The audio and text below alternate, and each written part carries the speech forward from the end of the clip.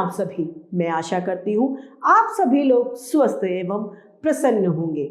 आज हम हमारा पाठ मुहावरे को पढ़ेंगे और समझेंगे। तो आइए इस पाठ को प्रारंभ करते हैं। यह है हमारा पाठ 17 मुहावरे। मुहावरे ऐसे होते हैं जो अपने शब्दों का शाब्दिक अर्थ न प्रकट करके एक विशेष अर्थ प्रकट करते हैं, भाषा को प्रभावी बनाते हैं। तो आइए इस पाठ में देखते हैं। ऐसे वाक्यांश जो सामान्य अर्थ न देकर विशेष अर्थ देते हैं उन्हें मुहावरे कहते हैं। मुहावरों के प्रयोग से कथन अधिक स्पष्ट और प्रभावशाली बन जाते हैं। मुहावरे वाले वाक्यांश का सामान्य अर्थ नहीं लिया जाता, बल्कि इसमें उससे मिलता जुलता लाक्षणिक अर्थ लिया जाता है। मुहावरा वाक्य का अंग बनकर प्रस्तुत होता है। मुहावरों के रूप में कोई बदलाव नहीं हो सकता। यहाँ पर कुछ मुहावरे दिए हैं, आइए इन्हें पढ़ते हैं। पहला, अंगूठा दिखाना, यानी साफ साफ इनकार कर देना। जब मैंने अपने मित्र से 500 रुपए मांगे तो उसने अंगूठा दिखा दिया। या जब मैंने अपने मित्र से उसकी पुस्तिका मांगी तो उसने साफ साफ अंगूठा दिखा दिया। दूसरा है अंग अंग ढीला होना, यानी बहुत थक जाना। दिन भर कार्य करने के बाद माताजी का अंग अंग ढीला हो गया। अक्ल का दुश्मन होना, यानी मूर्ख होना। तुम तो पूरे अक्ल के दुश्मन हो, तुम्हें कुछ समझ ही नहीं आता। अक्ल पर पत्थर पड़ना, किसी के साथ संगति न बैठना, यानी तुम्हारी तो अक्ल पर पत्थर पड़े हुए हैं, कोई काम ठीक से कर ही नहीं पाते हो। अपनी खिचड़ी अलग पकाना, अर्थात सबसे भिन्न यानी सबसे अलग होना। कल्लू नाई सदैव अपनी खिचड़ी अलग ही पकाता है। आकाश से बातें करना, यानी बहुत ऊंचा उड़ना। आजकल मुंबई की इमारतें आकाश से बातें कर रही हैं। आकाश पाताल एक करना, यानी जी तोड़कर मेहनत करना। राम ने इस बार परीक्षा परिणाम के लिए जी तोड़ मेहनत की है। आग में घी डालना, यानी क्रोध बढ़ाना। तुम ऐसी बातें कर कर आग में घी डालने का कार्य ना करो। आग बबूला होना, अर्थात क्रोधित होना।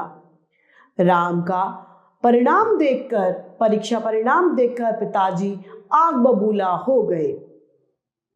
ईद का चांद होना, यानी बहुत दिनों बाद दिखाई देना।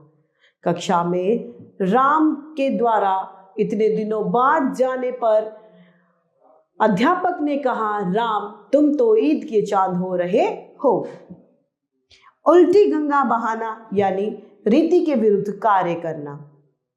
दिल्ली से पंजाब को गेहूं भिजवाकर उल्टी गंगा मत बहराओ। उंगली पर नचाना, यानी पूरी तरह वश में कर लेना। नीलिमा अपने पति को उंगली पर नचाती है। कमर कसना, अर्थात पूरी तरह से तैयार रहना। राम ने इस बार परीक्षा के लिए कमर कस ली है। कलई खुलना, यानी भेद खुल जाना। मैं भरी सभा में तुम्हारी कलई खोल दूंगा, यानी पोल खोल दूंगा। कान भरना, यानी भड़काना या फिर चुगली करना। सीता ने राम की मां से राम के प्रति उसके कान भर दिए। खून खौलना, अर्थात बहुत क्रोधित होना। गाली सुनकर मेरा खून खौल उठता है। गले मड़ना, अर्थात जबरदस्ती करना। इस बार खराब टीवी को मेरे गले मत मढ़ो। गुड़ गोबर करना, अर्थात कार्य बिगाड़ देना। इतने मुश्किल से मिट्टी का घर बनाया और तुमने सब गुड़ गोबर कर दिया। चिकना घड़ा होना अर्थात कोई असर नहीं होना। यह बालक पूरा चिकना घड़ा है, इसे कुछ मत समझाओ। छक्के छुड़ाना अर्थात बुरी तरह हारना। हमारी सेना ने शत्रु के छक्के छुड़ा दिए। जी चुराना, काम से बचना। तुम मेहनत वाले काम से जी चुराने लगते हो। 22 डींग हाँकना यानी बढ़ चढ़कर बातें करना। तुम्हारी डींग हाँकने की आदत अब तक भी नहीं गई। दांत खट्टे करना, बुरी तरह हारना। भारत ने पाकिस्तान के दांत खट्टे कर दिए। फूले न समाना अर्थात बहुत खुश होना। जब से राम की लॉटरी लगी है वह फूले नहीं समा रहा। लट्टू होना अर्थात मोहित हो जाना। श्री कृष्ण राधा के सौंदर्य पर लट्टू हो गए। तो इस तरीके से हमारा ये पाठ मुहावरे समाप्त होता है। आइए देखते हैं हमने इसमें क्या सीखा। ऐसे वाक्यांश जो समान अर्थ न देकर एक विशेष अर्थ देते हैं वे मुहावरे कहलाते हैं। मुहावरे वाक्य का अंग बनकर ही प्रयुक्त होते हैं।